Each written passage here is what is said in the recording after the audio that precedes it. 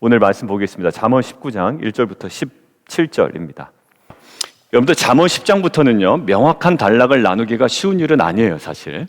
Proverbs chapter 10 and onward, dividing the passages into clear paragraphs is difficult. 묵상하다 보면 알겠지만 어느 부분은 앞뒤 구절이 문맥상 연결되지 않는 구절도 사실 굉장히 많습니다. And the reason that it's difficult is that some parts do not have a clear contextual connection between the preceding and the succeeding verses. 자, 그럼에도 불구하고 오늘 읽은 19장 1절부터 17절까지를 한 단락으로 묶은 학자들이 사실 적지 않더라고요. Regardless, some scholars have grouped verses 1 to 17 of chapter 19 into one paragraph. 그들 중에 일부는 이 1절부터 17절까지 하나의 단락을 하나의 키워드로 요약을 하더라고요. 그게 뭐냐면 바로 온유였습니다. And some scholars have summarized it with a single keyword, which is meekness. 여러분들 성경에서 온유라고 이야기할 때 그려지는 이미지가 하나 있습니다. When the Bible speaks of meekness, an image should come to our mind. 화면을 하나 좀 보도록 하도록 하겠습니다. Let's look at this image on the screen. 예, 되게 멋지죠? 야생마입니다. 야생마라고 하죠. It's a wild horse. 훈련되지 않은 야생마는요 통제불능일 겁니다. A wild horse, when untrained, cannot be controlled. 근데 그림에서 지금 설명되고 있는 것처럼 야생마가 누군가의 통제 속에 길들여져 있을 때 그 상태를 온유라고 합니다. However, a wild horse can be tamed under someone's control, and that state is called meekness. 그게 헬라어로는 프라우스라고 보통 이야기를 합니다. And in Greek, it's praus. 전 세계 명마들 가운데 단연 으뜸이 뭐냐면 아라비아 명마입니다. And among the horses, like worldwide, among the elite horses, the Arabian horses stand out as a top breed. 여러분들 승마할 때는 선수보다 말이 더 중요합니다. The horses are often more important than the riders. 근데 지금도 으뜸인 게 아라비아 명마라고 이야기해요. But the Arabian horses stand out as the best. 아라비아 명마가 세계 최고가 된 전설적인 이야기가 하나 있는데요. And there's a legend about how those horses became the best in the world. 온 천하를 다 뒤져서요 가장 뛰어난 준마 100匹를 구합니다. 그래서 뛰어난 조련사를 시켜서 이 말들을 훈련시킨대요. It was said that long time ago, someone scoured the entire world to find the most exceptional horses, and a skilled trainer was hired to train 100 of the best horses. 한 번 호각을 불면 달리기 시작하는 거고요. 두 번 불면 어떤 일이 있어도 제자리에 멈추게 한답니다. And the trainer trained the horses so that when he sounded the trumpet once, the horses would start running. And when the trainer sounded the trumpet twice, the horses would stop where they are no matter the circumstances. 어느 정도 훈련이 다 되었을 때 최종 테스트를 한다는 거죠. After weeks and months of training, the final test would be conducted. 뭘까요? 말들을 마북간에 모두 넣습니다. 그리고 사흘 동안 물을 주지 않습니다. 그럼 말들은 어떻게 될까요? 목말라 죽겠죠. 굉장히 고통스러워합니다. And this is a test. The trainer goes ahead and herds all the horses into a stable, and for the next 3 days, they were not given a drop of water. The horses suffered from extreme thirst. 그리고 마침내 4일째 되던 날 마국간을 개방해버립니다. And finally, on the 4th day, the trainer opened the stable doors. 100마리 말들은 어떻게 될까요? 미친 듯이 개울가를 향해 초원을 막 달립니다. 근데 그때 조련사가 호각을 몇 번 불까요? 2번 붑니다. The 100 horses, as soon as the stable doors opened, raced towards a stream to get water like crazy. And at that moment, the trainer blew the trumpet twice. 한 번 불면 go, 2번 불면 stop이죠. And remember that sounding the trumpet once means go, and sounding the trumpet twice means stop where you are. 조련사의 신호를 무시하고 거의 모든 대부분의 말이 개울가에 가서 허겁지겁 물을 마시기 시작합니다. After 3 days of no water, Most of the horses actually drank water from the stream, ignoring the trainer's signal. 근데 딱 네 마리의 말들이 호각 소리를 듣고 제자리에 탁 멈췄다고 합니다. However, it was said that exactly 4 horses heard a trumpet sound and stopped in their tracks. 결국 96마리의 모든 말들은 그냥 처분해버리고 4마리의 말들로 새로운 명마의 세계를 이어갔다라는 전설적인 이야기이죠. And in the end, the other 96 horses were discarded. And the story tells of how the 4 horses that stayed where they were the start of a breed of very elite horses. 여러분들 이것이 바로 뭐냐면 온유입니다. And this summarizes what meekness is. 자신의 욕망 있죠? 욕망 있습니다. 추구하는 바도 있고 의지도 있습니다. 그런데 모든 것 내려놓고 겸손히 복종하는 태도입니다. All of us have our desires and wants, but meekness is an attitude of putting them aside and humbly submitting to someone. 사진처럼 진리가 무엇인지를 깨닫고 진리에 자신을 길들여가는 태도, 이것이 온유입니다. Meekness is attitude of realizing the truth and gradually submitting oneself to that truth. 우리 옆에 자녀에게 물어볼까요? 너는 잘 길들여지고 있니? 라고 한번 좀 이야기 좀 해보실까요? Let's ask our children, are you submitting yourself to the truth? 애들이 어디에 길들여지고 있죠? 그렇죠. 전화기에 길들여져 있는 경우 많습니다. 전화기가 우리 아이들을 길들여요. 사실 되게 위험한 일이죠. 위험한 일. 자, 여러분들 결국 강철 같은 힘이 있습니다. 그리고 그 힘을 자기 마음대로 사용하지 않고 오직 하나님 말씀과 진리에 의해 통제되고 있는 상태를 뭐라고 그러냐면 온유라고 보통 이야기합니다. Meekness is having a strength like steel, but not using that strength according to one's own will, rather being controlled solely by God's word and God's truth. 여러분들 이러한 이미지를 선명하게 보여주는 구절이 오늘 있습니다. 몇 절에 있을까요? 2절에 있습니다. And there's a verse from today's passage that clearly illustrates this image in verse 2. 2절에 보통 이렇게 나와 있네요. 지식 없는 소원은 뭐하지 못하다? 선하지 못하다라는 거예요. And he says, desire without knowledge is not good.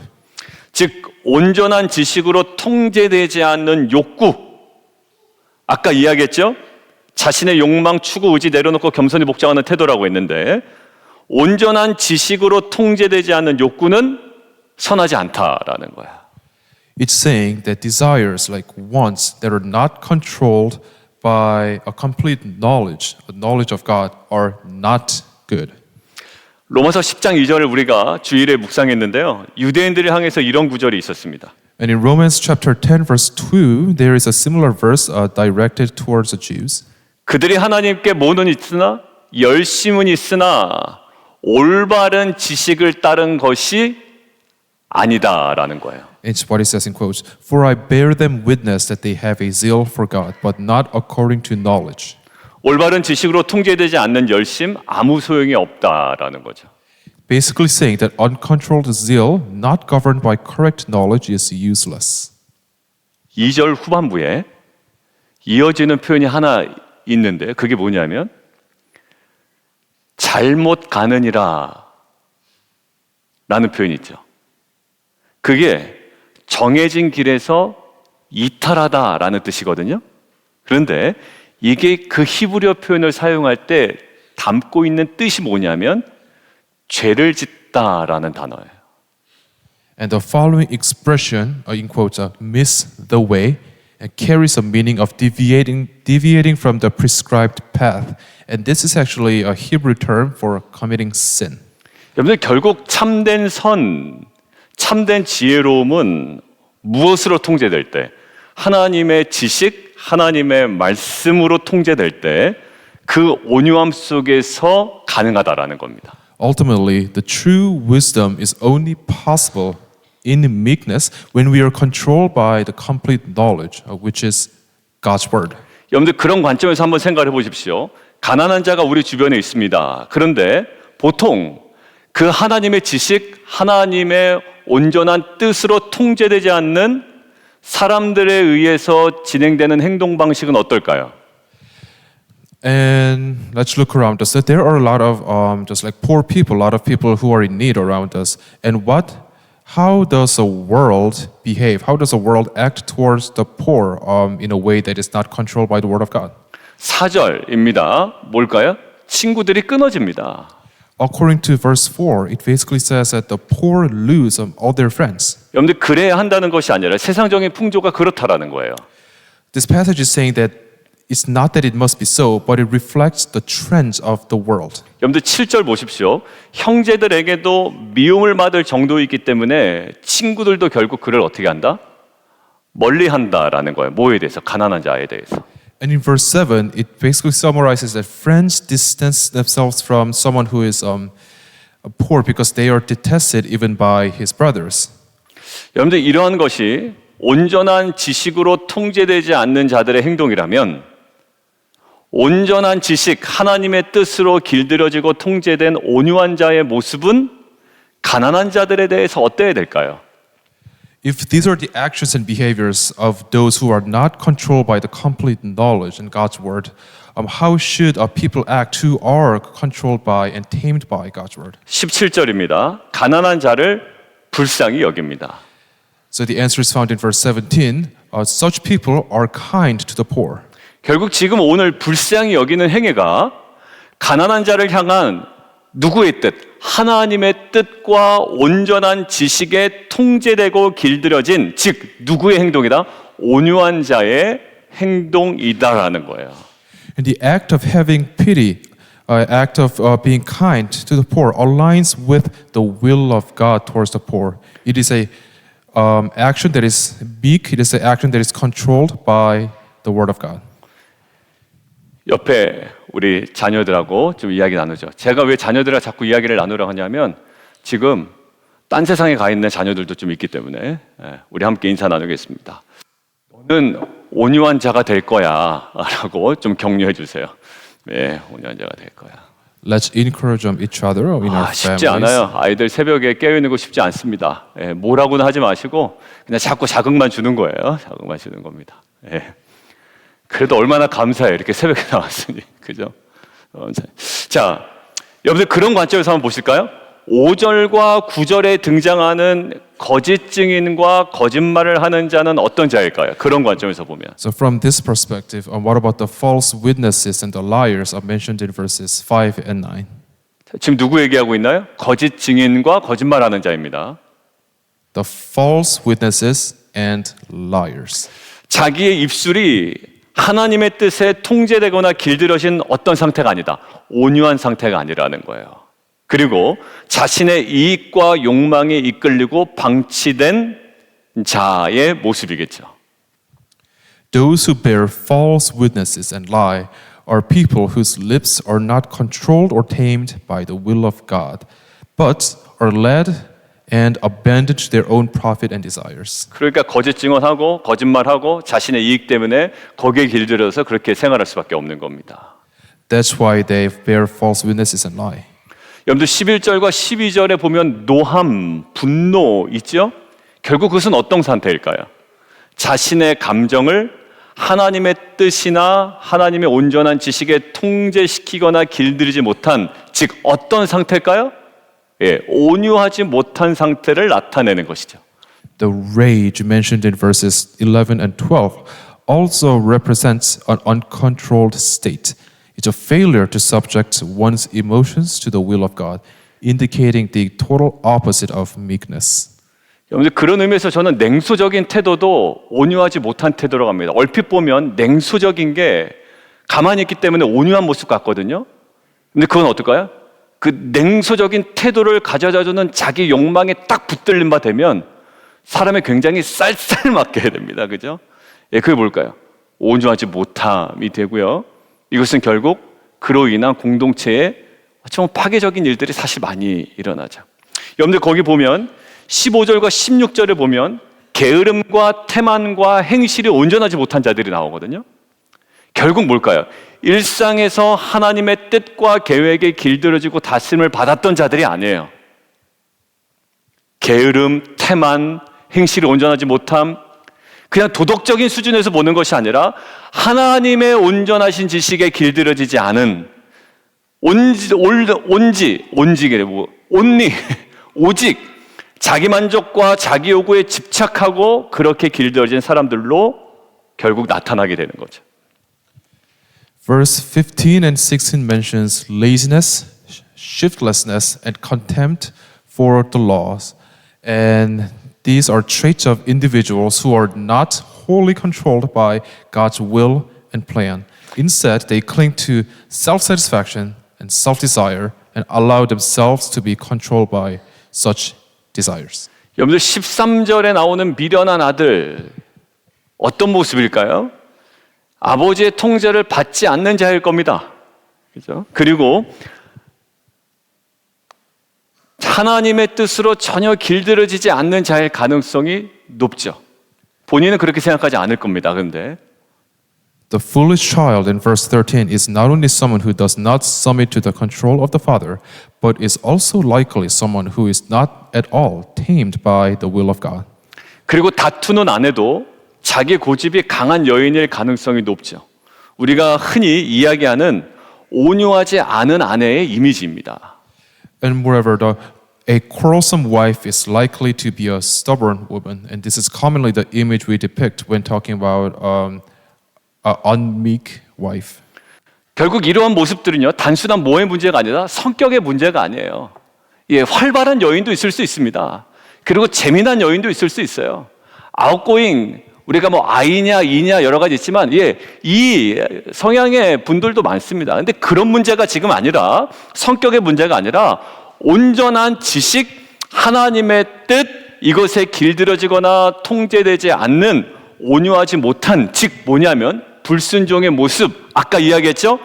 잘못 가느니라 그 지점까지 나아가는 모습이 될 수 있다라는 거예요. However, this characteristic is not merely a matter of personality. It reflects a form of disobedience, not being tamed by complete knowledge and not being controlled by the truth of God. 여러분들 아까 제가 설교 중간에 생각이 난 그 냉소적인 태도에 대해서 얘기했는데 그것도 결국 뭐냐면 자신의 그냥 생각과 욕망이 딱 잡혀 있는 겁니다. 그냥 나는 이렇게 할 거야. 그게 나의 추구하는 바예요. 나의 의지입니다. 나의 욕망입니다. 어떤 것도 나를 길들이게 할 수 없어. 나를 통제하지 마라는 태도예요. 사람과의 관계에서는 충분히 그렇죠. 그런데 이것이 하나님과의 관계에 있어서는 굉장히 온전하지 못하고 지혜롭지 못한 불순종의 모습이 될 수 있다는 거예요. 여러분들 오늘 본문을 통해서 우리가 주목하는 키워드가 하나 있었습니다. And through today's passage, we encountered a keyword that we need to focus on. 뭘까요? 온유예요. And that keyword is meekness. 여러분들 오늘 본문을 쭉 보니까 온유한 자에게 뭐가 있냐면 참된 지혜로움이 있습니다. True wisdom is found in the meek person. 왜냐하면 온유한 자는 자신의 욕망이나 추구하는 바나 의지를 내려놓고 온전한 지식과 하나님의 뜻에 길들여지고 통제되어지고 그 다스림 속에 순종하는 자이기 때문입니다. This is because the meek relinquishes their desires, pursuits, and will, surrendering to complete knowledge and the will of God. They are controlled by and they are obedient and they are subject to His guidance. 여러분들 진리가 무엇인지 그리고 하나님의 뜻이 무엇인지를 늘 헤아릴 수 있는 마음, 헤아리고 싶은 마음, 그리고 그 진리의 자신을 길들여가는 태도, 이것이 뭘까요? 진정한 온유이고 이 땅을 살아가는 저는 그것이야말로 참된 지혜로운 자의 모습이라고 믿습니다. I believe that this attitude of continuously seeking and being tamed by God's will and the truth defines true meekness, and that is the essence of genuine wisdom of living on this earth. 지난 월요일에 남성 모임도 다 지금 그 큐티 모임을 교회에서 하고 있거든요. 그래서 제가 중간에 우리 유스그룹 모이는데 내려가서 보니까 적지 않은 아이들이 와서 말씀을 나누고 있더라고요. 저는 그것도 하나의 소중한 훈련의 시간입니다. 아주 꼬박꼬박 잘 나오는 아이들이 있어요. 뭐 한 번 나왔다고 두 번 나왔다고 변하지 않아요. 그렇지만 그 모습을 통해서 말씀으로 길들여지는 훈련이 진정한 온유함이 회복되는 은혜가, 그래서 그 온유함을 통하여 참된 지혜로운 인생을 살아가는 은혜가 우리 자녀들에게 있기를 원합니다. may we restore this meekness, and may we restore this state of being controlled solely by the Word of God and the truth. And maybe may God grant us the wisdom that results from this meekness. 강철 같은 힘이 있지만 그 힘을 자기 마음대로 사용하지 않고 오직 하나님의 말씀과 진리에 의해 통제되는 그 온유함, 그리고 그 온유함으로 인한 참된 지혜로움과 이 거룩함을 회복해 나가는 저와 여러분 되기를 주님의 이름으로 축원합니다. We may be strong like steel. We may have things that we are confident in. But I pray that God will just help us restore our meekness and our submission to Him and the wisdom that results from this attitude of meekness. 우리 함께 좀 기도하겠는데요. 우리 자녀들과 함께 같이 기도하죠. 자녀들 손잡고요. 이렇게 기도해요. 오늘은 두 가지예요. 하나님, 우리 가정이 하나님의 말씀과 하나님의 온전한 지식에 통제되어지고 길들여지는 가정 되게 도와주십시오. 첫 번째. 그리고 손잡은 우리 자녀들을 위해서 기도할 텐데 Let us all pray together first that we will just submit ourselves to the Word of God and just be tamed and controlled by the Word of God.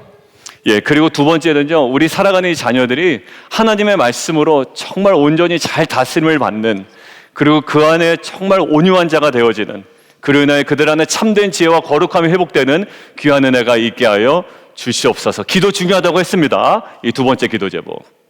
And the second, let us ask for the grace of God to just really come to our children and just really just give them the heart to submit to the Word of God and the will of God and just give them this meekness. 예, 그래 이 시간 함께 주님 이름 한번 부르고 우리 가족들을 위해서 또 우리 자녀들을 위해서 함께 기도하겠습니다.